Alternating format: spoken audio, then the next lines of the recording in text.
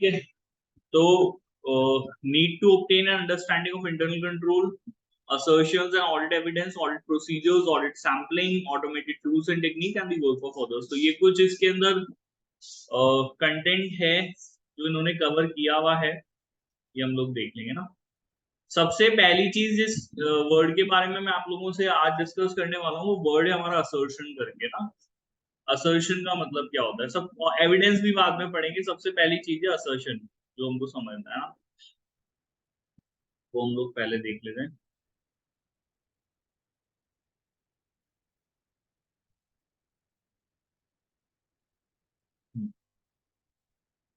अब असर्शन की डेफिनेशन आप लोगों के सामने यहाँ पे बोल्ड लेटर्स में लिखी हुई है। असर्शन मतलब रिप्रेजेंटेशन, एक्सप्लिसिट और अदरवाइज विद रिस्पेक्ट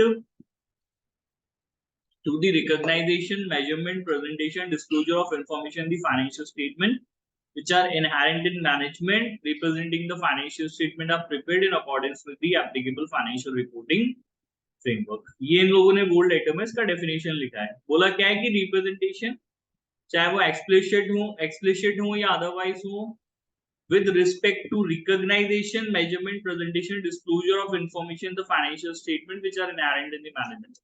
अब देखो कहने का मतलब क्या है इनका ना, इसको समझने की कोशिश करते हैं। बैलेंस शीट और आपने प्रॉफिट एंड लॉस स्टेटमेंट देखा है, देखा या सुनो?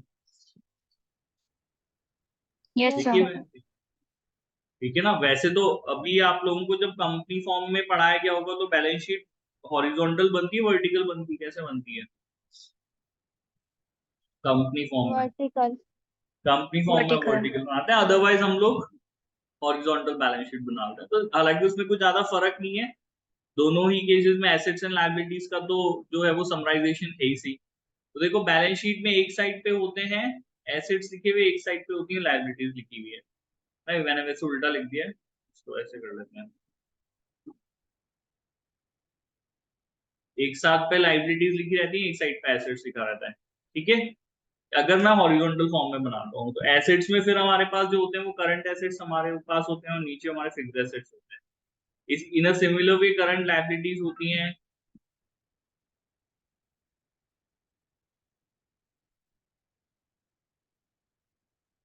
और करंट लायबिलिटीज के अलावा हमारे पास करंट एसेट्स होते हैं। एक सेकेंड ना,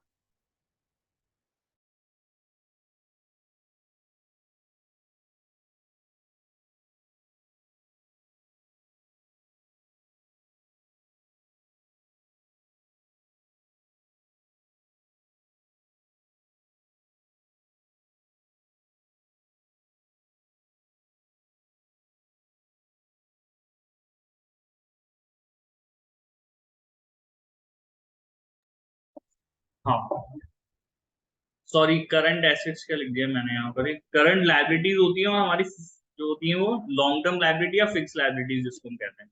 short term liabilities that is current liabilities, और हमारी लॉन्ग टर्म लायबिलिटीज। ठीक है, सही है ये? यस और नो? Yes sir. ऐसे ही बनाते हैं, जल्दी बताओ। हाँ है ना, ऐसे ही बनाते हैं ना। Yes sir.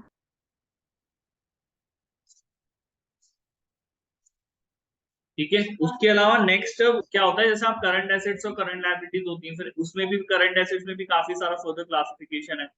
करंट एसेट में आप कैश, आपके पास कितना है, बैंक में आपके कितना पैसा पड़ा है, आपके प्रीपेड एक्सपेंसेस कितने हुए हैं, आपके पास क्लोजिंग सॉरी हाँ क्लोजिंग स्टॉक लिखते हैं ना करंट एसेट्स में, क्लोजिंग स्टॉक। Yes sir. ये सब चीजें ऐसे। आपके फिक्स्ड एसेट्स में आप क्या क्या लिखते हो कि भाई आपके पास मशीनरी कितनी है, आपके पास जमीन कितनी है, प्लांट एंड मशीनरी कितनी है, लैंड कितनी है, और कोई लॉन्ग टर्म एसेट आपका है, कोई फिक्स एसेट्स आप, कोई फिक्स्ड आपके इन्वेस्टमेंट्स अगर हैं तो वो सब चीजें हम लोग यहाँ पे लिख देते हैं। In a similar way current liabilities आपकी लिखते हैं कि भाई आपके क्रेडिटर्स कितने हैं, लॉन्ग टर्म कैपिटल कितना है आपके पास। जब हम लॉन्ग टर्म में आते हैं तो कैपिटल आ जाता है। प्रॉफिट इसमें हम लोग ऐड कर देते हैं, प्रॉफिट ऐड करते हैं यहाँ पे, यस और नो? प्रॉफिट है कोई लॉन्ग टर्म बैंक है, कोई बैंक का लोन है आपका, तो इस तरीके से आपने ये। आप लोगों क्या कहोगे सर ऑडिट की क्लास में इन सब चीजों का डिस्कशन क्यों हो रहा है? क्योंकि बीइंग अ रीजन, क्योंकि ऑडिट अपने आप में कुछ है नहीं ना, वो तो फाइनेंशियल स्टेटमेंट के ही वेरिफिकेशन के लिए प्रोसीजर है बेसिकली। ऑडिट, यस और नो? तो फाइनेंशियल स्टेटमेंट आए बिना तो ऑडिट का कोई रिलेवेंस है? कर सकते हो audit unless and you don't know about the financial statement, कर सकते हो ऑडिट? सोचो। No sir. नहीं कर सकते ना। चलिए, अब ये समझने वाली बात है यहाँ पे कि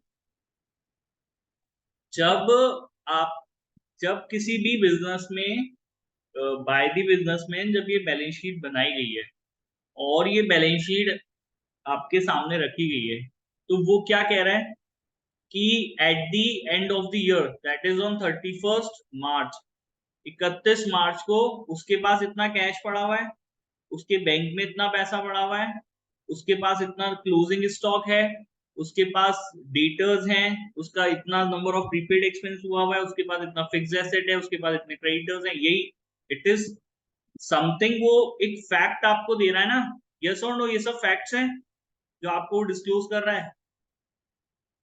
Yes, sir. यस जब सर।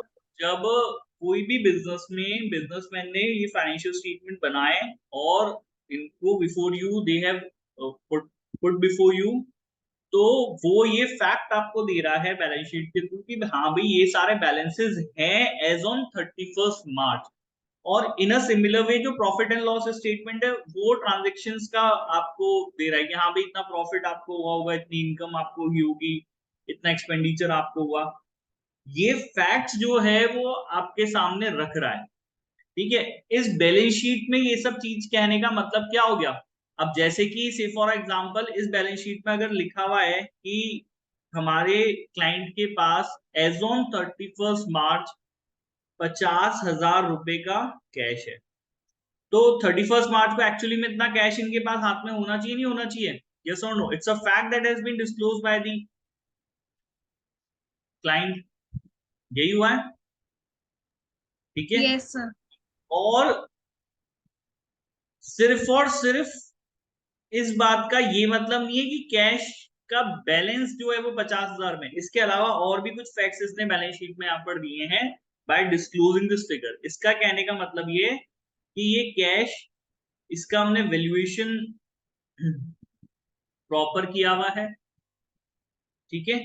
इसका हमने क्लासिफिकेशन प्रॉपर किया हुआ है, ठीक है? 50,000 रुपए जो कैश दिख रहे हैं, तो मैंने पूरी तरीके से सही काउंटिंग करी है, एक्यूरेट काउंटिंग करी है, एक्यूरेट वैल्यूएशन किया है, एक्यूरेट क्लासिफिकेशन किया है, एक्यूरेट प्रेजेंटेशन है, ठीक है?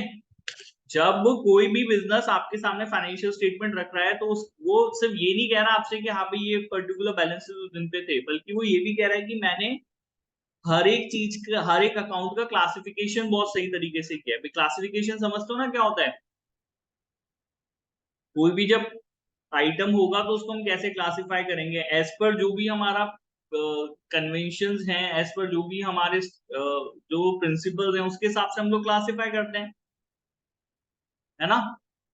एसेट को एसेट क्लासिफाई करोगे, लाइबिलिटी को लाइबिलिटी क्लासिफाई करोगे, कैपिटल एक्सपेंडिचर को कैपिटल एक्सपेंडिचर क्लासिफाई करेंगे, रेवेन्यू तो नहीं कर देंगे। तो मैं जब कोई बैलेंस शीट देख रहा हूं तो मुझे सिर्फ एक बात नहीं दिख रही है, मुझे वहां पर अगर कुछ लिखा हुआ है तो बहुत सारी बातें दिख रही है। मुझे दिख रहा है कि वो ये कह रहा है कि भाई उसने एक्यूरेटली वैल्यूएशन करी है किसी चीज की, एक्यूरेटली क्लासिफिकेशन किया, एक्यूरेटली प्रेजेंटेशन किया है, एंड एक्यूरेसी जो है वो इन कैलकुलेशन भी उसने क्या करी है, मेंटेन करी है। ये सब फैक्ट्स वो आपको दे रहा है बैलेंस शीट के सामने रख के। आई मेरी बात समझ में बेटा? यस और no? Yes, sir. So it is not कि हाँ भाई ठीक है बैलेंस शीट है। तो जब आप बैलेंस शीट दुनिया के सामने रख रहे हो ना, तो आप उसको बहुत सारी चीजें असर्ट कर रहे हो। Assert means giving facts. क्या मतलब होता है असर्ट करने का? असर्ट करने का मतलब होता है गिविंग फैक्ट्स। आई बात समझ में? पहली चीज जो कि यस। बहुत जरूरी है, unless and until you don't understand the meaning of assertion, हम आगे नहीं बढ़ सकते। तो पहले सबसे पहले मैं ये वर्ड समझ में आया, असर्ट मींस गिविंग फैक्ट्स। और जब बैलेंस शीट या फाइनेंशियल स्टेटमेंट आपके सामने रखे जाते हैं तो ऐसे बहुत सारे फैक्ट्स हमारा क्लाइंट हमको दे रहा होता है। क्लियर है बेटा? समझ में आया यहाँ पे? यस और नो? Yes, sir. ठीक यस है, सर। सब चीजों को यहाँ पे Yes, sir.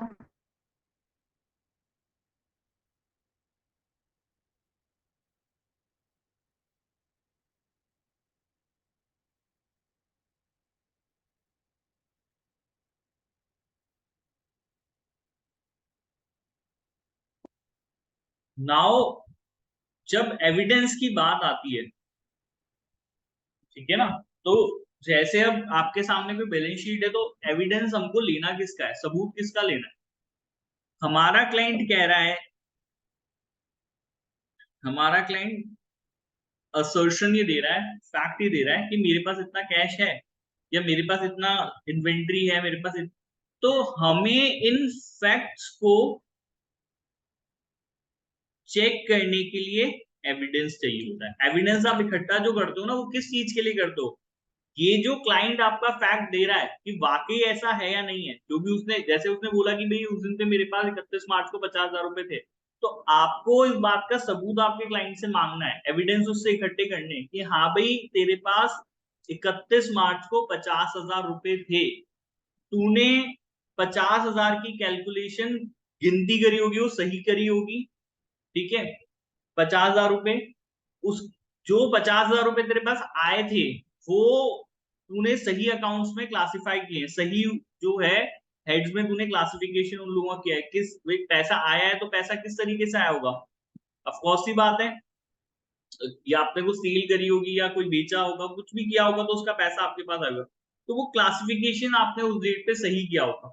मुझे इन सभी फैक्ट्स के एविडेंसेस जो हैं वो लेने पड़ेंगे, क्योंकि मैं जो ओपिनियन दूंगा वो इन्हीं फैक्ट्स के ऊपर अपना ओपिनियन दूंगा कि भैया जो फैक्ट्स है ना, ये फैक्ट्स जो बिजनेसमैन है वो सही फैक्ट्स आपको बता रहा है, तो मुझे आपको ये बोलने के लिए कि भाई ये फैक्ट सही बताए जा रहे हैं, मुझे खुद को अपने आप को सेटिस्फाई करना पड़ेगा, और मैं सेटिस्फाई कैसे होऊंगा? ऑफ कोर्स सी बात है, after taking, after considering the evidences I will get, तो एविडेंस जब मिलेंगे तब हमको आप जो है वो उसके बेसिस पर हम लोग ओपिनियन देंगे। तो जो भी फैक्ट हमारे बैलेंस शीट के अंदर, जो भी असर्शंस हमारे बैलेंस शीट के अंदर प्रॉफिट एंड लॉस स्टेटमेंट में दिए गए हैं, उन्हीं फैक्ट्स को कंफर्म करने के लिए मुझे एविडेंसेस की आवश्यकता होती है, मुझे एविडेंसेस की नीड होती है। आगे बेटा बात समझ में क्लियर है यहाँ पे? यस और no? Yes sir. Yes, sir.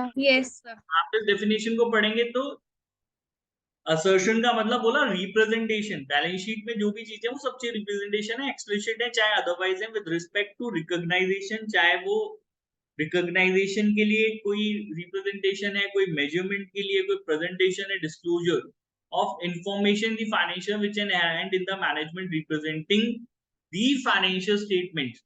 तो मैनेजमेंट ये रिप्रेजेंट कर रहा है कि भाई, और वो ये फैक्ट दे रहा है, वो ये तथ्य आपको दे रहा है कि हमने फाइनेंशियल स्टेटमेंट को जो प्रिपेयर किया है वो as per applicable financial reporting framework prepare किया है, उसमें हर एक item applicable financial reporting framework के इन अकॉर्डेंस में ही लिखा गया है।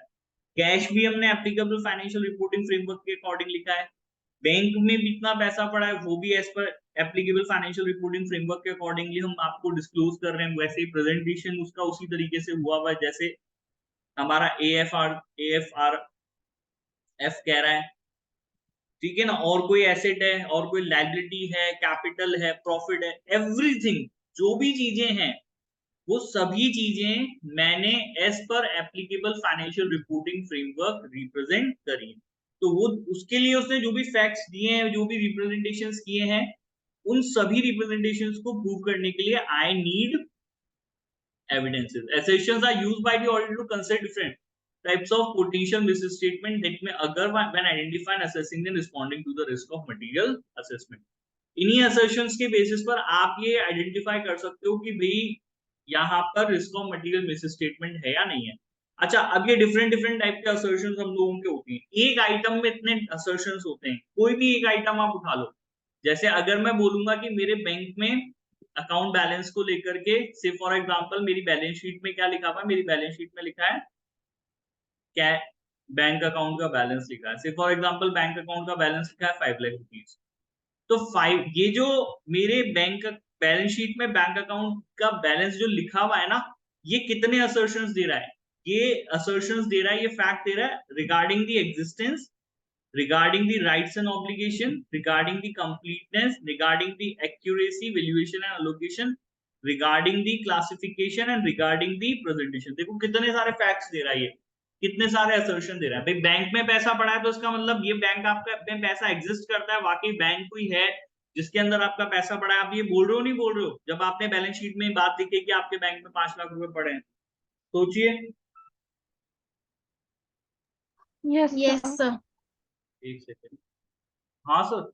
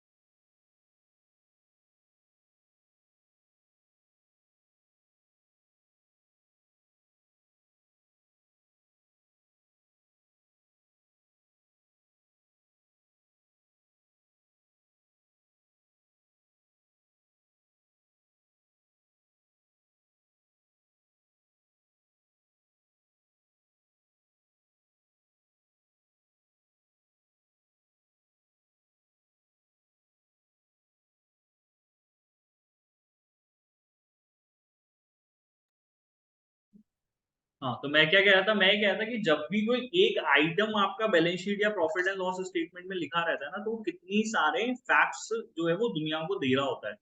वो ये कह रहे हैं, जैसे आपके अगर बैलेंस शीट में लिखा है कि आपके बैंक में 5 लाख रुपए पड़े हैं, तो इट मीन पहली बात तो वाकई इस तरह का कोई बैंक है, उसमें आपका बैंक अकाउंट है जिसकी बैंक अकाउंट 5 लाख रुपए पड़े हुए हैं, आप ये कह रहे हो दुनिया को। यस और नो? पहली चीज समझ में आई, it exist actually in in a real form, it exist.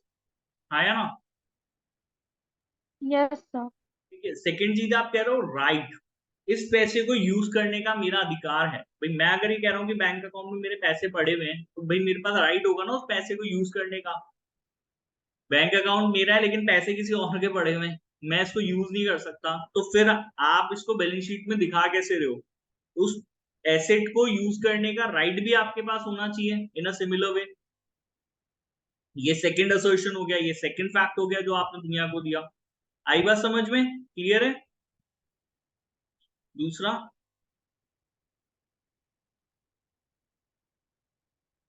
नहीं निधि कल क्लास नहीं है, हाँ Yes. मंडे से। तो पहली चीज हो गई, आपने जो दुनिया को बोला कि भाई बैंक में पैसा पड़ा है, दैट इट एक्चुअली एग्जिस्ट। दूसरा, आपने असर्शन दिया कि इस पैसे को यूज करने का आपके पास अधिकार है, आपके पास राइट है। ठीक है।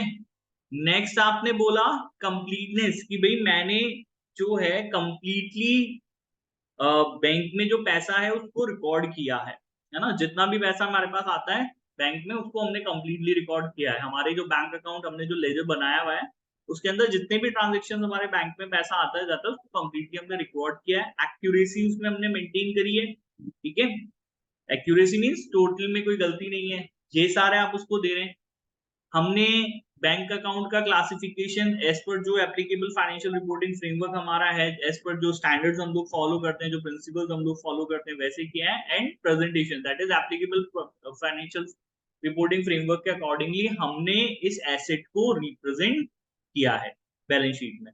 तो जब कोई भी इंडिविजुअल आइटम आप अपनी बैलेंस शीट या प्रॉफिट एंड लॉस स्टेटमेंट में लिखते हो, तो उसको लिखने के पीछे आप इतने सारे फैक्ट्स, दैट इज असर्शंस, आप दुनिया को दे रहे होते हैं। आ गया समझ में? क्लियर है? यस और नो आपके पास? जल्दी बताओ, समझ में आ गया? ये तो बैलेंसेस, ये हमारे बैलेंसेस को लेकर के असर्शंस होते हैं, ठीक है। इन अ सिमिलर वे ट्रांजैक्शन, जब मैं अब कहीं भी कोई ट्रांजैक्शन रिकॉर्ड करता हूं, है ना, मैंने लिखा कि भाई 25 तारीख को मैंने 10 लाख की परचेज करी, तो 25 तारीख को अगर मैंने लिखा है 10 लाख की परचेज करी है, तो एक्चुअली में दैट इज अकरेंस, वाकई ये ट्रांजैक्शन कभी हुआ है, मैंने इस ट्रांजैक्शन को पूरी तरीके से रिकॉर्ड किया है, इसमें एक्यूरेटली रिकॉर्ड किया है, कोई गलती नहीं है। कट ऑफ का मतलब होता है कि भाई आप बैलेंस, आप ट्रांजैक्शन एक पीरियड का ही जो है वो रिकॉर्ड करोगे ना, that is starting from 1 April to 31 March, आप इसी पीरियड के ट्रांजैक्शंस को रिकॉर्ड करोगे और उसका समराइजेशन करके फाइनेंशियल स्टेटमेंट बनाओगे, ऐसा ही होगा। Yes sir. इसके बाद के ट्रांजैक्शन दूसरे पीरियड में चल जाएंगे, इससे पहले के ट्रांजैक्शन दूसरे पीरियड में चल जाएंगे। तो अगर मैं कह रहा हूं कि हाँ भाई कोई ट्रांजैक्शन हुआ है और मैंने उसको रिकॉर्ड किया है, तो उसका मतलब ये भी है कि वो उस कट ऑफ डेट से पहले पहले का ट्रांजैक्शन है, 31 मार्च इज कट ऑफ डेट, उस डेट से पहले पहले का वो ट्रांजैक्शन है। ट्रांजैक्शन का क्लासिफिकेशन अकॉर्डिंगली, वो ट्रांजैक्शन किस नेचर का था उसके हिसाब से मैंने उसका क्लासिफिकेशन किया, और एप्लीकेबल फाइनेंशियल रिपोर्टिंग फ्रेमवर्क के अकॉर्डिंगली मैंने उसको प्रेजेंट किया। तो इवन जब आप अपने बुक्स, जर्नल एंट्रीज और ये सब चीजें करते हो, ठीक है, लेजर बुक्स में जब आप एंट्री करते हो, कोई ट्रांजैक्शन जब आप रिकॉर्ड करते हो, तो इतने सारे फैक्ट्स आप दुनिया को देते हैं। आप बोलते हो कि वो ट्रांजैक्शन एक्चुअली में कभी हुआ है, वो कंप्लीट है, वो एक्यूरेट है, वो कट ऑफ डेट से पहले का है, उसको प्रॉपर हमने क्लासिफाई किया है और प्रॉपर प्रेजेंटेशन किया है। अब एविडेंस किस चीज का लेना होता है? जब भी कोई एक आइटम आपको बैलेंस शीट में या ट्रांजैक्शन कोई दिखता है, तो हमें इन सभी चीजों के एविडेंसेस लेने पड़ते हैं, ठीक है। अगर बैलेंस शीट में लिखा है कि कोई एसेट है, तो मुझे इस बात का सबूत चाहिए कि वो एसेट वाकई एग्जिस्ट करता है, उस एसेट को यूज करने का मेरे क्लाइंट के पास राइट है, उस एसेट को कंप्लीटली एंड एक्यूरेटली रिकॉर्ड किया गया है, उस एसेट को प्रॉपर क्लासिफिकेशन उसका किया है, और एप्लीकेबल जो फाइनेंशियल रिपोर्टिंग फ्रेमवर्क है उसका जो है उसके अकॉर्डिंग में उसको प्रेजेंटेशन किया गया। इन सभी बातों के मुझे क्या चाहिए होते हैं बेटा? एविडेंसेस चाहिए होते हैं। आया समझ में? क्लियर है? यस और नो ये चीज? Yes sir. Yes sir. सबसे पहली चीज जो समझ में आनी चाहिए वो असर्शन वर्ड हमको समझ में आना चाहिए, और क्योंकि एविडेंस जो है वो आप असर्शंस के बेसिस पर ही लेते हो ना, कि कोई भी आइटम क्या उससे असर्शंस निकल के आते हैं, क्या फैक्ट्स निकल के आते हैं, जब आपको ये पता चलेगा तभी हम उसके बाद क्या करेंगे, उसके एविडेंसेस। तो ये हमने पढ़ लिया, इसको रीड कर लेते हैं। जैसे कि क्लासेस ऑफ ट्रांजैक्शन, कोई भी ट्रांजैक्शन, कोई भी लेन देन या इवेंट, ठीक है, अगर उससे क्या क्या असर्शन राइज होते हैं? Occurrence, the transaction and event recorded and disclosed have occurred and pertain to the entity, तो वाकई वो अकर्ड हुआ है, ये असर्शन आपको मिलेगा। कंप्लीट, ठीक है, पूरी तरीके से हमने ट्रांजैक्शन को, इवेंट को रिकॉर्ड किया है जो कि रिकॉर्ड किया जाना था। एक्यूरेसी, जो अमाउंट उसका है वो आपने एक्यूरेटली रिकॉर्ड किया है। कट ऑफ, ठीक है ना, करेक्ट अकाउंटिंग पीरियड में उस ट्रांजैक्शन को रिकॉर्ड किया गया है। Classification, transaction and events has been recorded in proper account, तो प्रॉपर अकाउंट में आपने उसको रिकॉर्ड किया है, ठीक है ना। राम का श्याम नहीं किया और श्याम का राम नहीं किया, भाई राम के जो ट्रांजैक्शन करोगे वो राम के खाते में रिकॉर्ड होंगे, श्याम के साथ जो ट्रांजैक्शन होगा वो श्याम के खाते में रिकॉर्ड होंगे। यस और नो? तो प्रॉपर क्लासिफिकेशन हो गया। आई बात समझ में यहाँ तक? Yes sir. Yes presentation, sir. जो एप्लीकेबल रिपोर्टिंग फ्रेमवर्क है उसके हिसाब से हमने उस ट्रांजैक्शन को अकाउंट्स में उसी तरीके से क्या किया है, रिप्रेजेंट किया है। ये सारे हमारे किसी भी ट्रांजैक्शंस को लेकर के असर्शन है। इन अ सिमिलर वे बैलेंसेस को लेकर के एग्जिस्टेंस, अगर आप बोल रहे हो कि भाई ये मेरे पास 100 रुपए का एसेट है, 100 रुपए की लायबिलिटी, तो एक्चुअली में एग्जिस्ट करनी चाहिए वो लायबिलिटी, वो एसेट को यूज करने का राइट, और वो लायबिलिटी एक्चुअली में आपकी ऑब्लिगेशन होना चाहिए। भाई किसी और का उधार तो अपने बैलेंस शीट में नहीं लिख दूंगा ना, मेरा उधार होगा वही लिखूंगा। सोच के बताओ, किसी और का उधार लिखोगे क्या बैलेंस शीट में?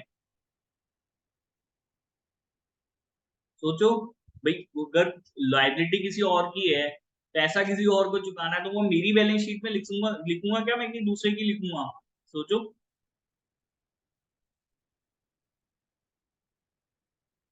क्या हो गया, कोई कुछ बोल ही नहीं, जल्दी बताओ ना।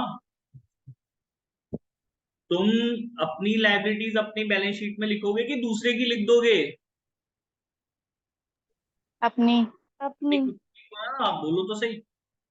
कंप्लीटनेस, सभी एसेट सभी लाइबिलिटीज, इक्विटी इंटरेस्ट जिनको की रिकॉर्ड किया जाना था कंप्लीटली आपने रिकॉर्ड किया है, कोई एसेट हमने छोड़ा नहीं है। इनकम्प्लीट एसेट हमने रिकॉर्ड नहीं किया है, कंप्लीट एसेट हमने रिकॉर्ड किया है, एक्यूरेटली हमने रिकॉर्ड किया, अमाउंट जो है वो प्रॉपर है, क्लासिफिकेशन जैसे एसेट्स का होना चाहिए था, presentation that is accordingly again financial reporting framework के अकॉर्डिंगली हमने इसको रिकॉर्ड किया है, वैसे ही प्रेजेंटेशन है। आया बेटा समझ में असर्शंस यहाँ पे? Yes, sir. ठीक है, अब हम बात कर लेते हैं एविडेंस की।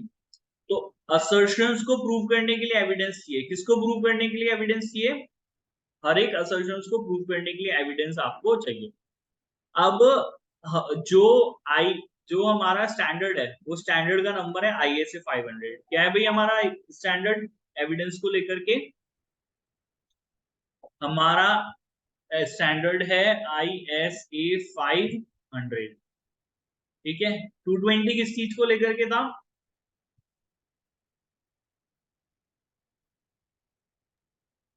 Quality management. क्वालिटी में मैं पूछ सकता हूँ ना, बीच बीच में ध्यान रखना। ISA 500 ऑडिट एविडेंस है। अब ISA 500 क्या कह रहा है भाई? ISA 500 कह रहा है कि भाई ऑडिटर को ऑडिट प्रोसीजर्स इस तरीके से डिजाइन और परफॉर्म करने हैं जिससे कि उसे सफिशिएंट एप्रोप्रिएट एविडेंस मिले, जिनके बेसिस पर वो reasonable conclusions to draw reasonable conclusion, जिसके बेसिस पे वो रीजनेबल कंक्लूजन ड्रॉ करे और जिसके बेसिस पर वो अपना further audit opinion, audit evidence. ISA 500 क्या कहता है? ISA 500 कह रहा है कि भाई ऑडिटर को डिजाइन करने हैं एंड परफॉर्म करने हैं ऑडिट प्रोसीजर्स। जिन ऑडिट प्रोसीजर से आप क्या कलेक्ट करोगे? आप एविडेंस कलेक्ट करोगे। क्या कलेक्ट करोगे भाई आप यहाँ पे? एविडेंस कलेक्ट करोगे। इन एविडेंसेस के बेसिस पर रीजनेबल कंक्लूजन ड्रॉ किया जाएगा और इस कंक्लूजन के बेसिस पर फाइनली आपका ओपिनियन होगा जो आपकी रिपोर्ट में आएगा। तो अगर आपने एविडेंस ही गलत कलेक्ट कर लिए तो क्या ओपिनियन आपका फिर सही जाएगा क्या? ये बताओ। अगर आपने एविडेंस ही सही से कलेक्ट नहीं किए तो आपका ओपिनियन कैसा होगा? वो भी गलत ही होगा, इनएप्रोप्रिएट ओपिनियन हो जाएगा। तो इंपॉर्टेंट हो गया भाई एविडेंसेस, यस और no? Yes sir. Yes, sir. है ना? तो ISA 500 क्या कह रहा है? बहुत इंपॉर्टेंट चीज है कि भाई एविडेंसेस को कलेक्ट करना बहुत इंपॉर्टेंट है, ये कह रहा है। तो आपकी ये जिम्मेदारी है कि सही तरीके से ऑडिट प्रोसीजर्स डिजाइन करें, उनको परफॉर्म करें ताकि सफिशिएंट एप्रोप्रिएट ऑडिट एविडेंस मिले। अब देखो यहाँ पे एक मेजर इन्होंने जो डिस्कशन किया है इस पूरे इसके अंदर, वो डिस्कशन ये किया है कि एविडेंस आपके सफिशिएंट भी होने चाहिए और वो एप्रोप्रिएट भी होने चाहिए। अच्छा, इन दोनों वर्ड्स में कोई डिफरेंस है वो हम लोग देख लेते हैं। यस, दोनों शब्दों में फर्क है। ये याद हो जाएगा एविडेंस कैसे होने चाहिए। पहली चीज तो आपके एविडेंस सफिशिएंट होनी चाहिए, दूसरा चीज आपके एविडेंस एप्रोप्रिएट होने चाहिए। कैसे एविडेंसेस होने चाहिए भाई आपके? कैसा एविडेंस कैसे होने चाहिए? Sufficient and appropriate. Sufficient and appropriate, yes that it is. तो आपके एविडेंस बेटा सफिशिएंट एंड एप्रोप्रिएट होने चाहिए ना। What do you mean by sufficient? कोई भी एविडेंस को हम लोग सफिशिएंट तब मानते हैं जब वो रिक्वायर्ड क्वांटिटी में होता है। सफिशिएंसी जो है वो हमें क्वांटिटी की तरफ इशारा कर रही है, ठीक है ना। कोई फैक्ट अगर जो है उसको आप प्रूव करना चाहते हो, कोई फैक्ट अगर जो है ये चाहते हो कि भाई ये उसको सही मानना अगर आप चाहते हो, तो उसके लिए जो नंबर ऑफ एविडेंसेस आपको चाहिए वो आपको डिटरमाइन करना पड़ेगा। वो डिटरमाइन कैसे होगा वो हम आगे देखेंगे। तो बट वो डिटरमाइन आपको करना पड़ेगा कि भाई कितने एविडेंसेस मेरे को इसके लिए चाहिए होंगे, ठीक है ना। तो sufficiency means quantity, sufficiency means number in mathematical terms. 1 2 3 या एक एविडेंस चाहिए, 2 चाहिए, 3 चाहिए, 4 चाहिए, 5 चाहिए, कितने एविडेंस चाहिए? तो सफिशिएंसी जो है वो क्वांटिटी को रेफर कर रही है, वो नंबर को रेफर कर रही है, एंड एप्रोप्रिएटनेस क्वालिटी को रेफर करती है। ठीक है ना, कि भाई क्वालिटी ऑफ एविडेंस कितना है। क्वालिटी ऑफ एविडेंस मींस कि भाई कितना ज्यादा विश्वास इस एविडेंस पे किया जाता है, इसकी ट्रस्टवर्दीनेस कितनी है। जितना ट्रस्टवर्दी होगा, जितना रिलायबल होगा एविडेंस, जितना रिलेवेंट एविडेंस होगा आपका, उतना आपकी अच्छी क्वालिटी एविडेंस की होगी। आई बात बेटा समझ में यहाँ पे सफिशिएंसी एंड एप्रोप्रिएटनेस से? यस और no? Yes, sir. Yes, sir. तो यहाँ पर बता रही है कि भी नंबर ऑफ एविडेंस, एप्रोप्रिएटनेस बता रही है क्वालिटी ऑफ एविडेंस। ठीक है ना, तो auditor needs to get enough evidence to form the conclusion, this is a matter of professional judgement. अब ये देखना, देखो अब ये आपको ना स्टैंडर्ड में हम लोग नहीं समझा सकते कि भाई किसी असर्शन को प्रूव करने के लिए आपको कितने नंबर ऑफ एविडेंस चाहिए होंगे, लेकिन इन्होंने क्या बोला है, इन्होंने यहाँ पे कंसिडरेशन दिए, इन्होंने यहाँ पर ये बताया कि भाई ये आप डिटरमाइन कैसे कर सकते हो, ये आप डिटरमाइन इन चीजों को ध्यान में रख के कर सकते हैं, इन चीजों को कंसीडर करके कर सकते हैं। It is a matter of professional judgement, बाकी और कुछ नहीं है। अल्टीमेटली बात तो ये है कि यहाँ ये डिटरमाइन करना कि भाई किसी भी असर्शन को प्रूव करने के लिए आपको कितना नंबर ऑफ एविडेंस चाहिए, ये तो प्रोफेशनल जजमेंट की बात है। देखो हर क्लाइंट अलग है अपने आप में, हर क्लाइंट की बैलेंस शीट अलग है, प्रॉफिट एंड लॉस अकाउंट उसका अलग है। ठीक है, और उसके यहाँ पर क्या कंट्रोल्स बने होंगे, कैसे एविडेंसेस मुझे मिलते हैं, ये सब चीजें हर क्लाइंट के साथ अलग हो सकती है। तो कोई हम एक सिमिलर स्टैंडर्ड सबके लिए नहीं दे सकते।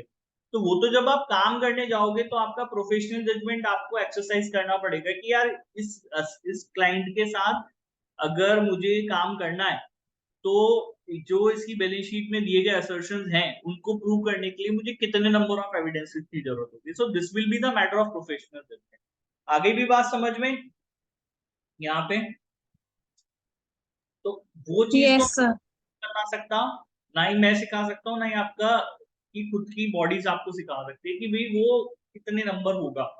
सो that will be based on your professional judgement. But when you are exercising the professional judgement, हम ये बता रहे हैं ये चीजें आपको कंसीडर करनी है ना। What are the things to be consider, जैसे आप risk of material misstatement देख लीजिए, मटेरियलिटी देख लीजिए, nature of accounting and internal control system आप देख लीजिए कि भाई अकाउंटिंग का नेचर कैसा है, किस तरह की इनकी accounting and internal control system क्या है।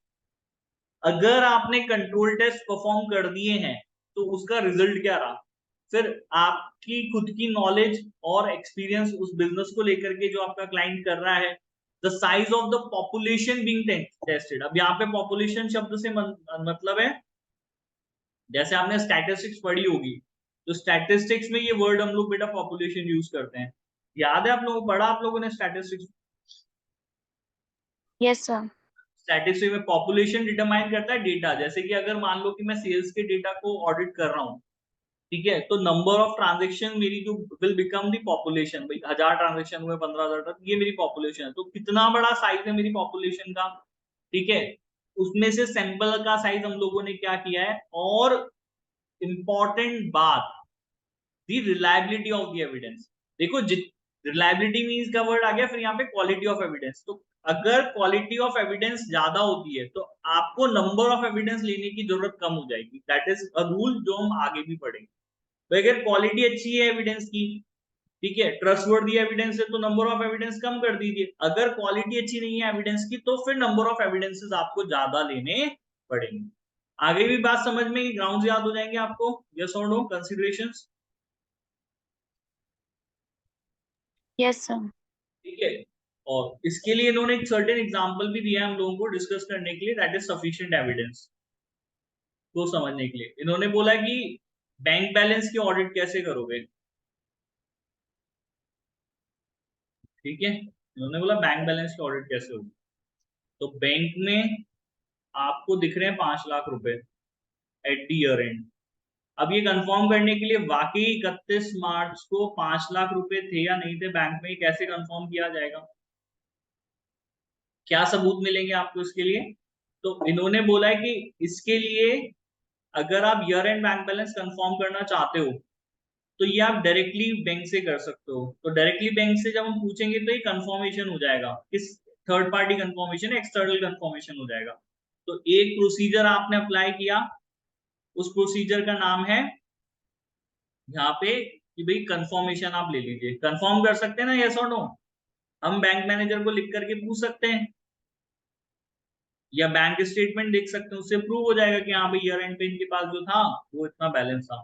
तो ये अच्छा प्रोसीजर है। सोचिए, जब bank Yes, sir. Bank auditor को खुद बताते हैं हाँ भाई ये जो आपका क्लाइंट है इसके पास ईयर एंड पे इतना बैलेंस था, तो इस बियॉन्ड इसके ज्यादा प्रूव करने की कुछ जरूरत नहीं है। बट फिर भी देखो उन्होंने क्या बोला है, उन्होंने बोला कि ये जो आपने कंफर्मेशन लिया ये गुड सोर्स ऑफ एविडेंस है, बट फिर भी it is not sufficient to give assurance regarding the completeness and final valuation of the bank. मतलब कि जरूरी नहीं है, ये एग्जिस्टेंस तो प्रूव कर रहा है उस दिन का। आप मेरी बात ध्यान से सुनिए, 5 लाख रुपए 31 तारीख को मेरे बैंक अकाउंट में पड़े हुए हैं, मेरे मतलब मेरे क्लाइंट के बैंक अकाउंट में पड़े हुए हैं। जब मैंने ये बात कंफर्म करने के लिए बैंक मैनेजर को चिट्ठी लिखी तो उसने रिप्लाई में दिया कि हाँ भाई 31 तारीख को मार्च को इनके पास बैंक में 5 लाख रुपए पड़े थे। तो एग्जिस्टेंस तो प्रूव हो गया ना बेटा यहाँ पर, यस और नो? एग्जिस्टेंस तो Yes, prove. sir. Yes, sir.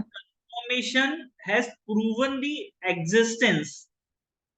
But अब मैंने क्या बताया आपको, मैंने क्या बोला कि देखो कोई भी जो बात यहाँ पे बैलेंस शीट में लिखी हुई है वो सिर्फ एक बात को जो है वो डिस्क्लोज नहीं कर रही है, वो एक बात का असर्शन नहीं दे रही है, वो काफी सारी बातों का असर्शन दे रही है ना। तो वो वैल्यूएशन का भी असर्शन दे रही है। तो इससे कंफर्मेशन से ये तो प्रूव हो गया कि हाँ भाई उस तारीख को मेरे पास इतना पैसा पड़ा था, लेकिन वैल्यूएशन जो है वो प्रूव नहीं करता। अब इन्होंने कहा जैसे कि से फॉर एग्जांपल हो सकता है 31 तारीख को की बात थी ना, हो सकता है 29 तारीख को मेरे क्लाइंट ने कोई चेक इश्यू किया हो, तो ये जरूरी थोड़ा है कि वो 31 तारीख तक क्लियर हो गया होगा। हो सकता है वो 1 तारीख को क्लियर हुआ हो चेक। आपने बैंक रिकंसिलिएशन स्टेटमेंट बनाया नहीं बनाया? Yes. बनाया ना। तो अगर ईयर एंड पे 29 तारीख को 30 तारीख को कोई चेक जारी किया गया है तो अकॉर्डिंगली मेरे बैंक अकाउंट को उस दिन कम करना चाहिए था, करना चाहिए था नहीं करना चाहिए था 31 के बैलेंस में से? सोचो, Yes, sir. करना चाहिए था and that has not been done. तो अगर हमारा ऑडिटर सिर्फ कंफर्मेशन लेकर के खुश हो जाए तो यहाँ पर उसकी क्वालिटी ऑफ ऑडिट अच्छी नहीं है सर, क्योंकि उसने सिर्फ और सिर्फ एक ही असर्शन कंफर्म किया है, दैट इज दी उसके एग्जिस्टेंस को आपने कंफर्म किया, लेकिन उसकी वैल्यूएशन को आपने कंफर्म नहीं किया। तो वैल्यूएशन के लिए तो ऑफ कोर्स ही बात है, आपको क्या करना पड़ेगा, आपको बीआरएस बैंक रिकंसिलिएशन स्टेटमेंट आपको रिकंसाइल करके देखने पड़ेंगे। ये एक डिफरेंट प्रोसीजर हो गया जिससे कि आपको क्या कंफर्म होगा, वैल्यूएशन भी कंफर्म होगा। आगे भी साथ समझ में यहाँ पे, यस और no? Yes, sir. For this reason, the auditor should also review and reperform the client year bank reconciliation. In combination, these two pieces of evidence will be sufficient to give assurance about the bank. तो अब जब आप ये काम करोगे तो इससे आपको पता लगा कि नंबर ऑफ एविडेंसेस जो हैं कितने चाहिए हर एक आइटम के साथ में ना। ये एक जरूरी है कि एक एक कोई चीज है तो उसके लिए एक ही एविडेंस से आपके पास जो है वो काम चल जाएगा। हो सकता है कि उस चीज के अदर असर्शंस को प्रूव करने के लिए आपको डिफरेंट जो है प्रोसीजर्स परफॉर्म करने पड़े और डिफरेंट एविडेंसेस कलेक्ट करने पड़ेंगे। आ गया भाई समझ में, क्लियर है यहाँ पे, यस और नो? Yes, sir. ठीक है ना। तो ये हमारा सफिशिएंसी को लेकर के कंप्लीट हो चुका है टॉपिक। आई होप यहाँ तक आप लोगों को समझ में आया। तो हमने क्या क्या पढ़ लिया, हमने पढ़ लिया असर्शंस पढ़ लिए, हमने पढ़ लिया आईएसए 500 क्या कह रहा है। आईएसए 500 कह रहा है कि ऑडिटर का की ये जिम्मेदारी, ऑडिटर का ऑब्जेक्टिव है कि वो ऐसे ऑडिट प्रोसीजर्स डिजाइन करे, परफॉर्म करे जिससे कि उसे सफिशिएंट एप्रोप्रिएट एविडेंसेस मिले जिनके बेसिस पे कंक्लूजन्स ड्रॉ किए जाएं और उन कंक्लूजन्स के बेसिस पर वो अपना ओपिनियन दे। सफिशिएंट एप्रोप्रिएट एविडेंसेस का मतलब कि हमने सफिशिएंसी रेफर करती है नंबर ऑफ एविडेंस को और एप्रोप्रिएटनेस रेफर करती है क्वालिटी एविडेंस को। क्लास खत्म हो गई क्या मेरी? नहीं नहीं चल रही है अभी, बट मैं साइन आउट हो गया हूँ, है ना। आ गया समझ में बेटा? यहाँ तक क्लियर है? यस और नो? Yes, sir. कोई डाउट आज की क्लास Yes, में? sir. नहीं है किसी को कोई डाउट नहीं है आज की क्लास में? No, sir. चलिए फिर ठीक है, आज क्लास में करूंगा। Bye, good night.